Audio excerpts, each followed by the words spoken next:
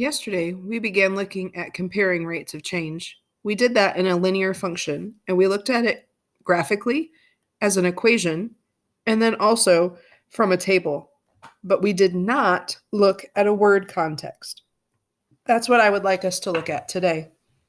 So I would like to remind you that rate of change really is slope.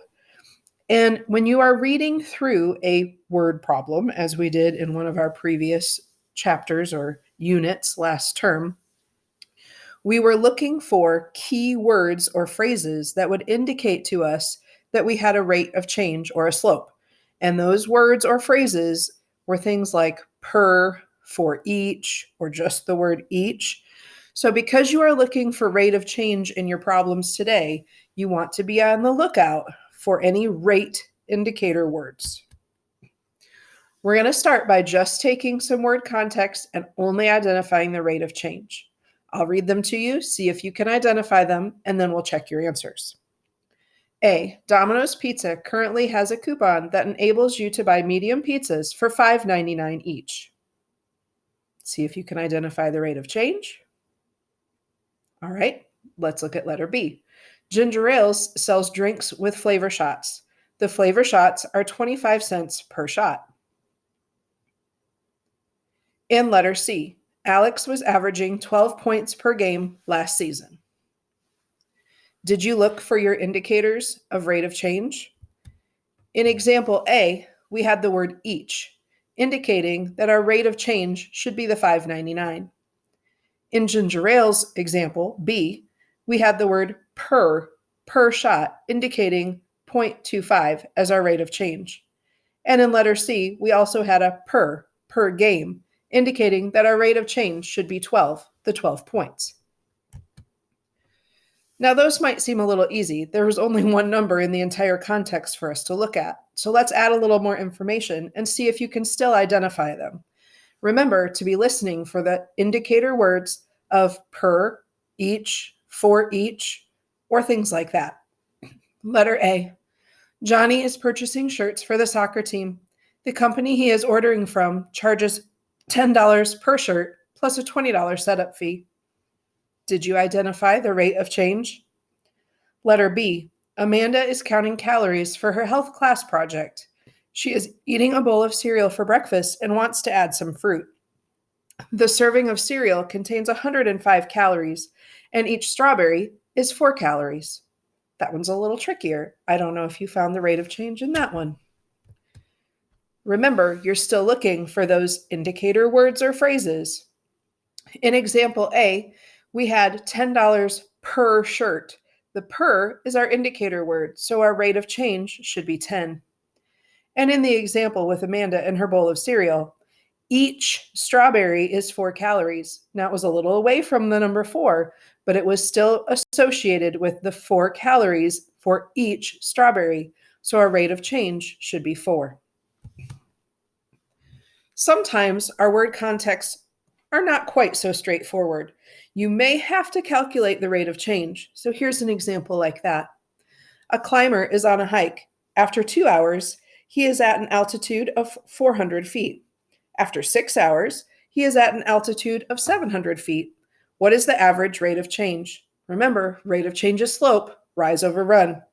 So if you look at your ordered pairs, the first ordered pair would be 2, 400, because at 2 hours, he was at 400 feet. The second ordered pair would be 6, 700, because at 6 hours, he was at 700 feet. So our change in Y's are the 700 minus the 400. He's gone up 300 feet. The change in time would be 6 hours minus 2 hours, which would give us 4 hours. So he has changed 300 feet in the course of 4 hours. When we divide that, we get 75 feet per hour. So the rate of change is 75. Let's try another one. This one's a little trickier because it has time, and sometimes we have a little bit of difficulty calculating time. A plane left Chicago at 8 a.m. At 1 p.m., the plane landed in Los Angeles, which is 1,500 miles away. What is the average speed of the plane for the trip? Now, I kept the time in the same time zone, so I'm not saying that it was like 1 p.m. in Los Angeles, but 1 p.m. to this person who left Chicago at 8 a.m. Now here I've written also for you the way the way your ordered pair would want to be set up. Remember, it's independent, comma, dependent, and time is always independent. So hours, comma, miles, since distance depends on the time that you've traveled. So your change in Y's, which would be your miles, changed from 15,000 miles away, subtract the 0 miles away from Chicago at the beginning. So you've changed 1,500 miles. Now the change in X is your hours.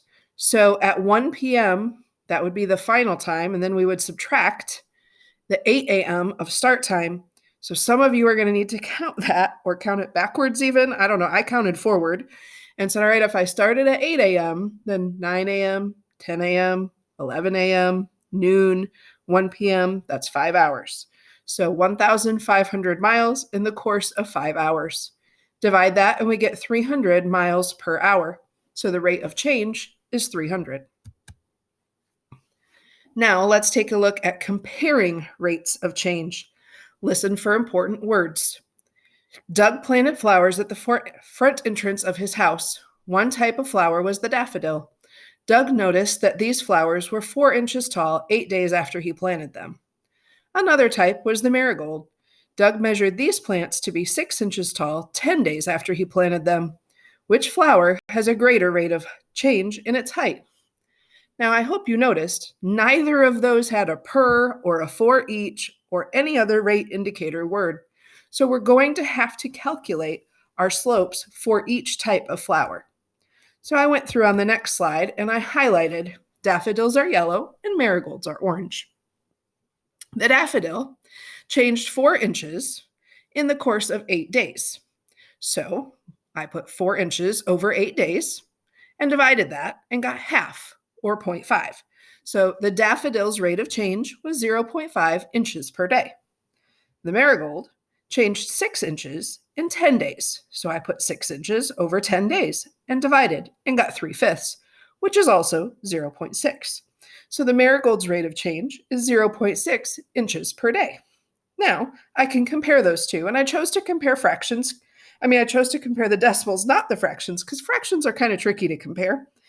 But I can see pretty quickly that 0.6 is bigger than 0.5, which means the marigold would have the greater rate of change.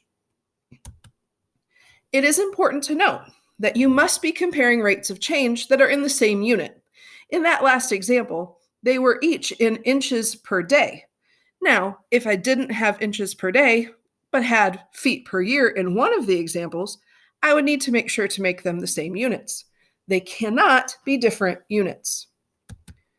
So if I want to look at changing a rate of change and converting it to some other rate of change, then I'm going to use unit analysis. Now, we've done this a number of times in class, usually as a part of our 5 and 5s, but just as a reminder of how it works. To change units, we use fractions and multiply. This can cancel out the incorrect units. Man, I have another typo. I'm going to fix that one also real quickly.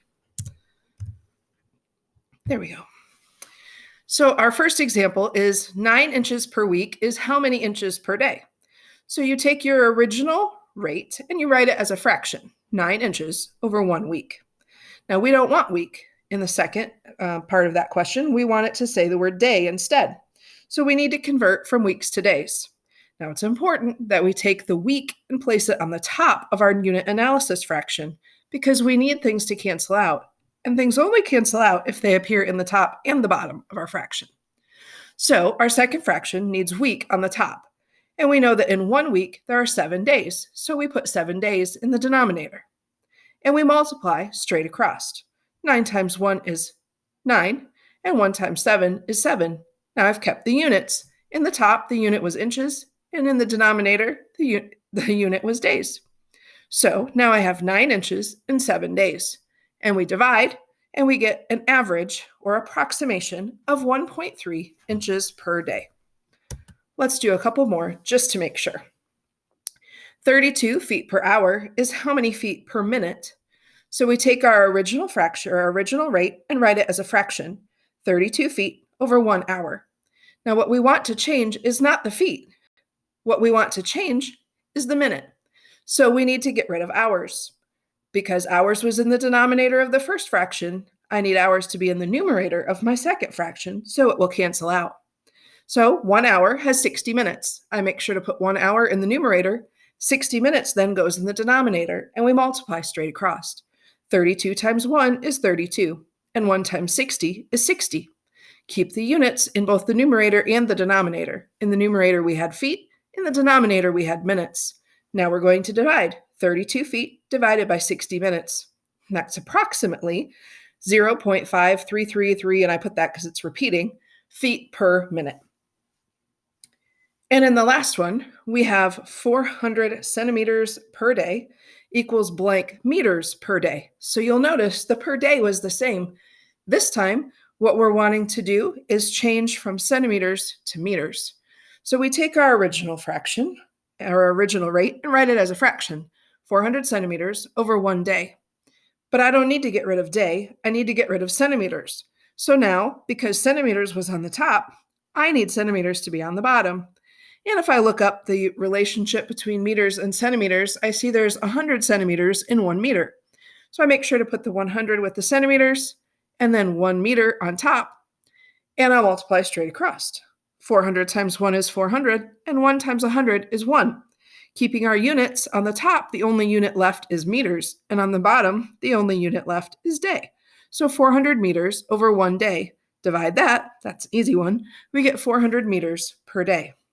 I hope that helps you as you begin to look at comparing your word contexts. This is our last lesson for this particular unit, and so we're going to be looking at a features of functions review tomorrow, and then there'll be an assessment on Thursday, a checkpoint quiz over comparing and all of the features of functions. If you have any questions at all, please don't hesitate to shoot me an email or give me a call. I hope you have a great day.